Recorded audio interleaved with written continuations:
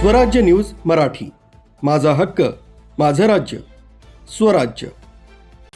नाशिक शहर हद्दीत हातामध्ये हत्यार घेऊन दहशत करणाऱ्या इस्मांवर कारवाई करण्याबाबत पोलीस आयुक्त संदीप कर्णिक, पोलीस उपायुक्त परिमंडळ 1 मोनिका राऊत यांनी आदेशित केलं होतं।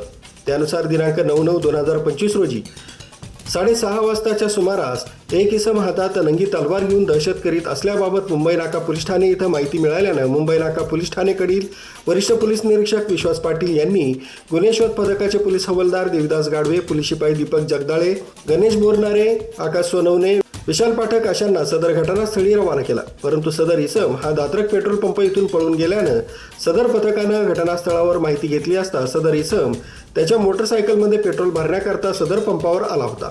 त्यानं तिथे 100 रुपयाची फाटलेली नोट दिल्यानं त्याचे पेट्रोल पंप कर्मचारी यांच्यासोबत वाद झाले। याचा राग येऊन सदर इस्मानं घरी जाऊन तलवार आणली आणि पेट्रोल पंप इथं दहशत करून पेट्रोल पंप इथं पेट्रोल भरण्याकरता आलेले फिर्यादी सुनील एकनाथ पगारे वय 33 वर्ष राहणार उपनगर नाशिक यांच्या डोक्यात नंगी तलवार मारून जीवे ठार मारण्याचा प्रयत्न केला।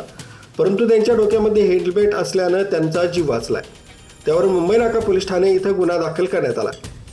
सदर तलवारधारी इसमाचा गुन्हे शोध पथकाचे अंमलदार यांनी शोध घेतला असता पोलीस शिपाई गणेश बोरनारे यांना गुप्त बातमीदारानं माहिती दिली की सदर इसम हा बजरंगवाडी इथं आहे। त्यावरून गुन्हे शोध पथकाचे अंमलदार यांनी बजरंगवाडी परिसरात सापळा रचून सदर इसमास ताब्यात घेऊन त्याचं नाव विचारलं असता त्यानं त्याचं नाव मदन लक्ष्मण सोमवंशी वय 38 वर्ष राहणार साईबाबा मंदिराजवळ बजरंगवाडी नाशिक त्यास ताब्यात घेऊन मध्यरात्री अटक करण्यात आली। त्यास न्यायालयानं 13/11/2025 पावेतो पोलीस कोठडी रिमांड दिली आहे। मुंबई नाका पोलिसांनी तत्काळ कारवाई करून तलवारधारी आरोपीचा शोध घेऊन अटक केल्यानं बोधलेनगर परिसरातून नाशिक पोलिसांचं कौतुक होत आहे। स्वराज्य न्यूज मराठीसाठी स्वाती शेलार, नाशिक।